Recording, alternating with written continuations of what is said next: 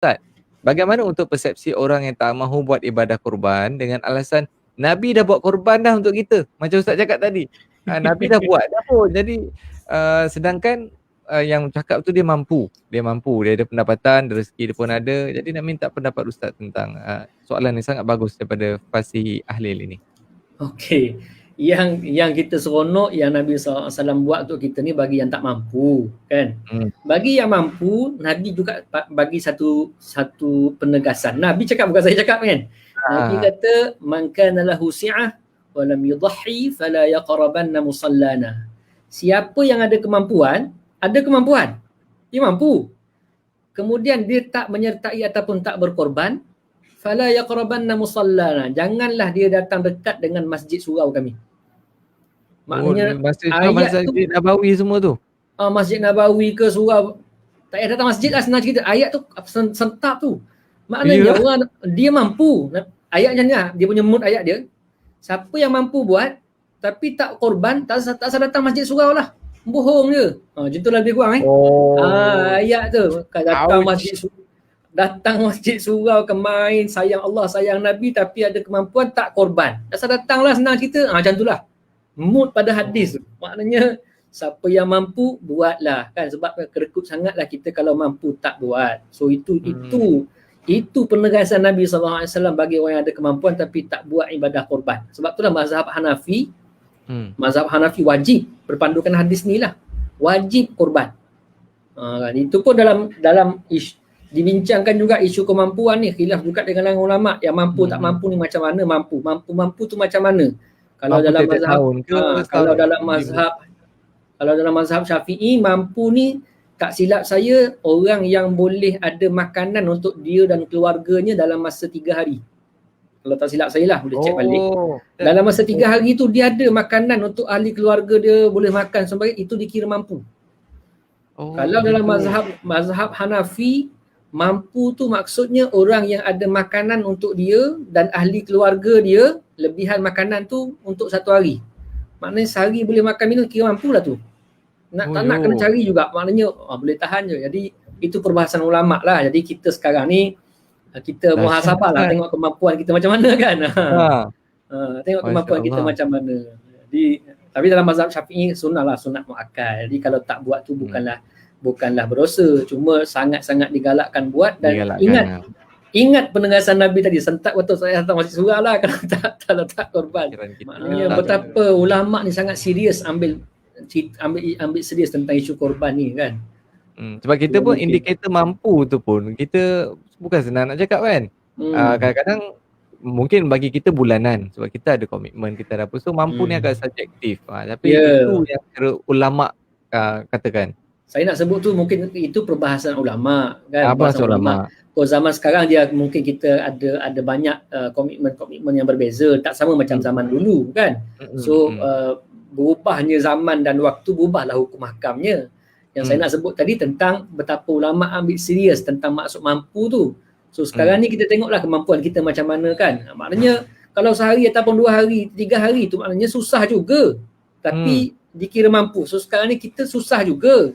Tapi adakah kita muhasabah, tepuk dada tanya iman lah, kita ni mampu ke tak sebenarnya. So kalau mampu buat, kalau betul-betul tak mampu, kita niat untuk buat tahun depan. Yang penting kita merancang lah, plan lah kita buat.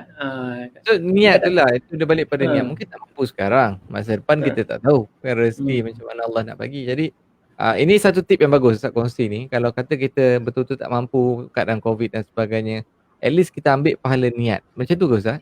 Boleh, niat pun dapat pahala dah insya-Allah. Yang penting berazam betul-betul, niat dan rancang, plan. Kadang-kadang kita niat tapi tak plan pun. Niat macam nak buat je tak boleh juga kan. Dia boleh jugalah niat tu tapi tak serius lah niat tu. Kan orang macam orang nak kahwin tapi bila entah, nak kahwin tapi nak bila entah. Calon tak pun tak ada lagi. Duit tak ada apa. Tak ada kumpul duit, calon pun tak ada, nak kahwin mana tak ada serius mana pun. Jadi kalau kita serius nak korban untuk tahun depan, so kita kena niat dan kita kena rancang, plan. Kita habis Zulhijjah ni dah masuk Muharram, awal tahun bulan Islam. So mulalah kita menabung contohnya, buat tabungan, sebulan berapa kita nak menabung. Kalau kita boleh menabung untuk beli rumah macam-macam untuk dunia kita kan, mengapa kita tak boleh menabung untuk akhirat? Kan? So kita menabung, kita buat simpanan. Macam saya pernah cerita dulu, ada seorang almarhumah Puan Saimah dengan suaminya almarhum Tuan Haji Samad. Tiap-tiap tahun, dia bukan orang senang duduk rumah sewa, tapi tiap-tiap tahun tak pernah miss korban. Sebab apa? Dia ada tabung korban di rumah dia. Dia ada tabung korban. So macam tahun mana nak buat tabung korban ni?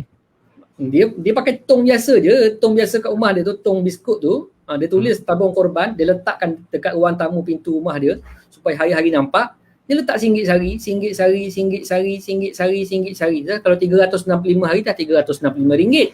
Dah siap boleh saya satu bahagian. Ya, dah boleh buat satu bahagian lembu lah. Tahun pertama dia buat RM1 sehari. Tahun kedua dia buat RM2 sehari. RM2 kita tak rasa sangat. So alhamdulillah sampai masa untuk korban dia boleh ambil 2 bahagian. So habis susah dia bayar kat tu. ustaz macam mana tu? Dia bayar kat ustaz. Dia bagi saya bagi RM1 tu lah. Tebal tu bagi. RM1. Dia bagi tebal-tebal. Saya bawa duit tu saya tukar kat kedai, masuk bank pakai duit yang RM50 lah kan. Cuma nak sebut plan tu. Siapa yang plan dia Allah pun mudahkan untuk dia. Tapi kita tak plan. Bila kita tak plan, niat saja tapi tak plan, jadi dia tak berlakulah benda tu. Sama juga macam kita nak pergi buat haji kat Mekah. Kan?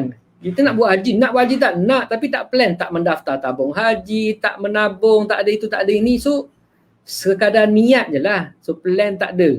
Kan? Contoh ni Puan Nur Syuhada kata tabung haji, tabung umrah, tabung korban, tabung akikah, tabung wakaf, tabung sedekah. Banyak lagi tabung-tabung ibadah kebajikan yang boleh kita buat kan. Jadi banyak kita boleh buat. Nak korban, risau tak berjaya, kumpul duit, jom simpan emas. Siap emas lagi tu. 1 gram emas RM350. Boleh juga kan. Jadi boleh naik harga juga kalau emas ni kan. Ya, kalau kita contoh ada emas, kita tukarkan pada emas. Ni bagus ni pendekatan ni. Kita tukar duit tu, kita kumpul. Tapi kadang-kadang kita ada hari-hari kita tengok kat Shopee, ada barang sedap lah, bagus lah. Macam nak belilah kan.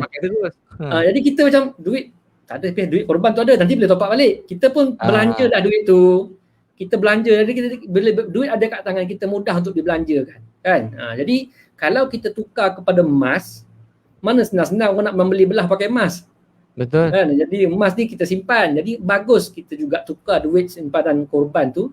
Kalau contohlah kita sebulan kita dah dapat RM100, tukar dulu RM100 jadi emas. Kan? Ada cara dia lah ni, macam Ustazah Nur Syuhada ni sebut ni betul lah. Jadi kalau kita ada plan benda macam tu, insya-Allah kita boleh buat korban. Masalahnya mungkin kita tak ada plan. Yang penting macam Aisyah cakap ni lah, niat dan tindakan kena seiring. Niat tu niat. Macam Ustaz cakap pasal haji tu ataupun pasal kahwin tu, itu betul-betul kena lah saya rasa. Macam haji tu kan. Betul-betul nak haji. Itu soalan macam preset, orang kata nak tapi tak mendaftar, tak apa, benda simple tapi tak buat. Jadi memang tak logik lah.